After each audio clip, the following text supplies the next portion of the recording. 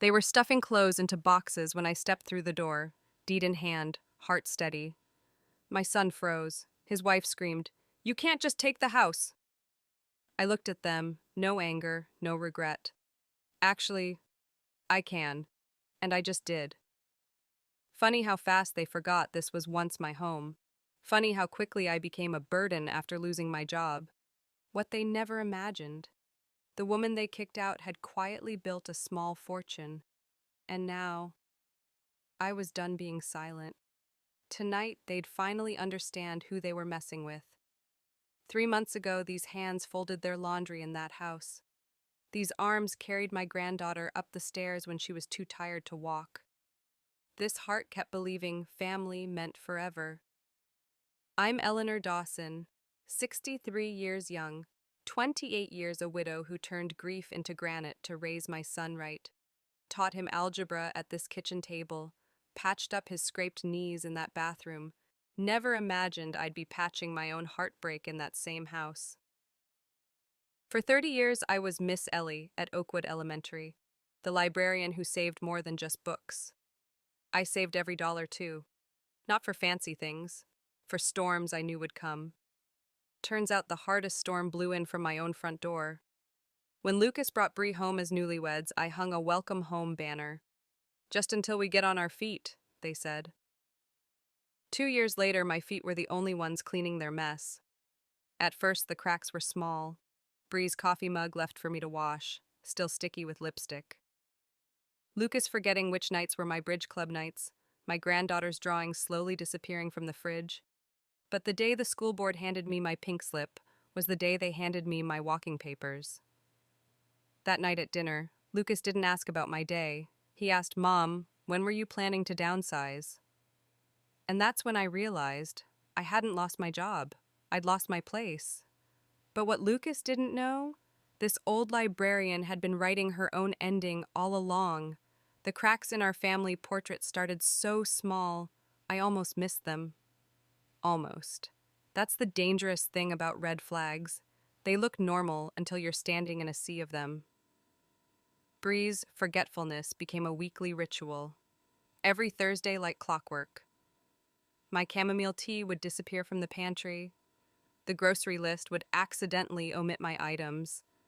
And that damn empty mug would appear in the sink. Still warm, Lucas stopped joining me for morning coffee. The man who once begged for 3 bedtime stories now couldn't spare 3 minutes to ask about my day. But the real knife twist? Emma's crayon masterpieces vanished from the fridge. Not all at once, one by one, like someone was erasing me from her memories. I found them later in the recycling bin, peanut butter smears still visible in the corners. That's when I realized I wasn't being forgotten. I was being deleted. The campaign escalated in whispers. Muffled arguments behind closed doors when they thought I was asleep. Bree's phone calls that went silent when I entered rooms. The new lock on the liquor cabinet for Emma's safety, though we both knew who drank the bourbon. Then came the night I caught Bree mid-whisper, "She's still here. What if she never leaves?" The air left my lungs. That dish towel in my hands? It wasn't just fabric anymore. It was the last thread of my dignity. I wish I could say that was my breaking point. But the truly unforgivable thing? I still made her favorite lasagna the next night. Bree took one bite and pushed it away. "Did you forget I don't eat gluten now?" A lie. She'd devoured garlic bread 2 nights prior. Lucas never looked up from his phone. The final proof arrived in the mail. A credit card statement addressed to Lucas and Bree Dawson. No Eleanor. No and family. Just nothing. And that's when I started planning. Because what they didn't know, while they were erasing me from their lives, I'd already begun erasing them from mine. The universe has a cruel sense of humor. On the day I lost my livelihood, I would lose my home. On a Tuesday so ordinary, the calendar should have bled warning signs. Funny how betrayal always comes dressed in casual clothes. No dramatic storms, no ominous music, just lukewarm coffee and Emma's abandoned shoes by the door, one still upside down like she'd kicked them off in a hurry. The termination letter felt heavy in my purse. 30 years of service reduced to 3 paragraphs. Budget cuts, regret to inform, effective immediately. No gold watch, no farewell cake, just a security guard walking me to my car like I might steal the pencils. I should have cried, but my tears had dried up months ago, around the time Lucas stopped meeting my eyes at breakfast. The house smelled of Bree's lavender detergent when I entered. She didn't look up from her phone. "Leftover pizza in the fridge," she said to the screen. 3 months ago, she would have asked about my day. Now, my unemployment was just another inconvenience. "Bree," I said quietly, "I lost my job today." Her thumb kept scrolling. One blink. A sigh. "Well, I guess that means you'll be around more. We'll have to figure that out." The subtext screamed louder than her words. "You're in the way." Dinner was a tribunal disguised as a family meal. Emma had already eaten. A lie.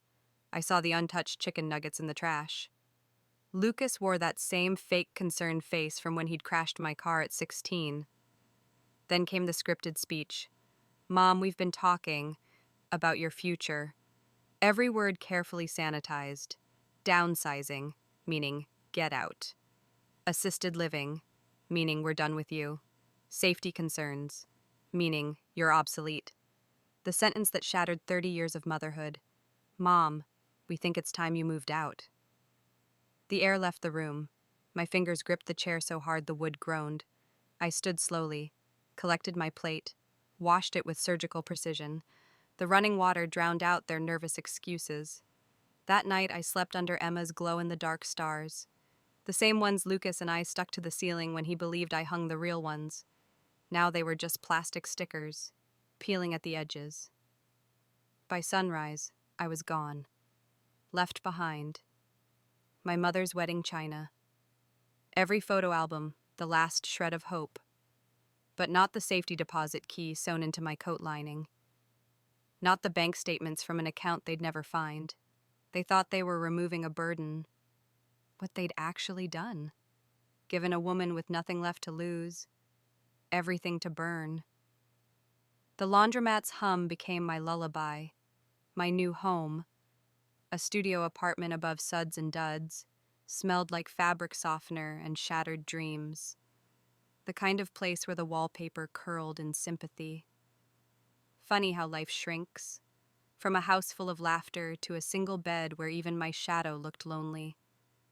I played the good refugee, unpacked my dignity in careful folds, cooked meals for ghosts, left the TV murmuring like the family I no longer had. Day 7, no call from Lucas. Day 14, Bree accidentally butt-dialed me. I heard her laughing before she hung up. Day 21, Emma's birthday passed without an invitation. Motherhood is the only job where getting fired means you still love your executioners. Then came the apple pie incident. My hands remembered what my heart couldn't forget, the recipe Lucas loved since he was 6. The cinnamon scent filled my apartment. I stood at their gate like a ghost watching the living. Through the window, Bree using my grandmother's cake stand, Lucas wearing the sweater I'd knitted, Emma blowing candles. On a store-bought pie, they hadn't just removed me, they'd rewritten history. That pie sat on a park bench until dawn. Some homeless man got the last thing I'd ever bake for them. Midnight. The lockbox clicked open after 18 years. Inside. The original deed, never transferred to Lucas. Keys to a paid-off duplex, rent checks I'd donated to their vacation fund. And $327,000 in CDs, Bree called a dinosaur's savings account. They thought I was packing my life away. In truth, I'd been stockpiling ammunition. Justice moves in 3 acts: revelation, retribution, restoration. My plan perfected all 3. The first blow came in cream-colored stationery, the kind Bree always mocked as old lady paper. Inside, a notarized deed from 1987, my name, my house, no shared ownership, no inheritance. Funny how legal documents can erase a decade of manipulation. Mr. Halbrook's office smelled of mahogany and muted vengeance. Shall we begin with the duplex? He asked, fingers steepled. I nodded. By sundown, rent payments redirected to my new account. Locks changed at the investment property joint grocery account, frozen mid-brie shopping spree. Her $300 eye cream got declined at checkout. Petty? No. Poetic justice? Absolutely. 3 weeks of glorious silence. Then, buzz. Lucas's text. Hey, Mom, can we talk? No apology, just entitlement wrapped in punctuation. I replied with a single character. I arrived at 11:17 a.m., Bree's skinny latte hour. Her manicured hand froze on the doorknob.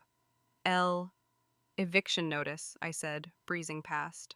30 days. The sheriff will assist if needed. Lucas spluttered. You'd make Emma homeless? Emma herself peeked around the corner, dinosaur lunchbox in hand. Grandma's house too small now? She whispered. I knelt to her level. No, sweetheart, just too full of grown-up problems. The way Bree's grip turned white-knuckled on the counter, priceless. As I drove away, Mr. Halbrook called. The trust fund paperwork is ready. One signature and Emma's future is locked. I watched their silhouette shrink in my rear view, while theirs disappears. The U-Haul pulled away on day 29, taking with it every trace of their presence except the scars. Funny how empty a full house can feel, and how full an empty one can become. Lucas lingered on the porch, his shadow stretching toward me like a plea. Emma's having nightmares, he said. The first real emotion I'd heard in years. I studied the cracks in the driveway. Children remember what we teach them. My silence hung between us, heavy with all the lessons he'd failed to learn. They took the 85 TV, Bree's Essential, the espresso machine, never used. Every stick of their IKEA furniture. They left. A chipped World's Best Mom mug, now ironic. Emma's last drawing, stick figure me with a heart-shaped sun. Lucas's childhood grocery list, Pop-Tarts X1000, tucked behind the fridge. The things we abandon tell more truth than the things we keep. Mr. Halbrook's office smelled of lemon polish and finality. The trust is irrevocable, he said, sliding the documents across gleaming mahogany. Emma gets access at 25. No exceptions. I traced the embossed seal. Even if I change my mind? Especially then. Lucas's call came at 3:17 a.m., voice ragged. Bree left. Took Emma. I don't know what to do. The phone trembled against my ear. I counted to 30. Deleted it. Some silences aren't punishment. They're pop quizzes for the soul. The envelope arrived with an Oregon postmark. Inside, Emma in a sunflower dress, Mr. Hops the bunny, last year's birthday gift. A note in Bree's handwriting. She asks when you're coming. I don't have an answer. I placed the photo beside Emma's dried violet collection. The house breathed around me, no longer holding its breath. As for whether I'll respond, well, even justice has room for mercy, just not today. They say betrayal ends in fire. But the real ending? Clarity. That moment when you finally see someone's true worth, not to you, but to themselves, and realize it was never enough. I used to think love meant endless giving. Now I know. True love means knowing when to stop. I didn't burn bridges, just stopped rebuilding what they kept destroying. Forgiveness isn't forgetting, it's remembering. Without letting the memory control you, maybe someday Emma will appear at my door. Her childhood bunny tucked under one arm, her mother's eyes full of questions. When she asks why I left, I didn't leave you, sweetheart. I saved myself. The porch light stays on, not for apologies, not for explanations, but for the quiet truth that some roots, no matter how damaged, still know the way home.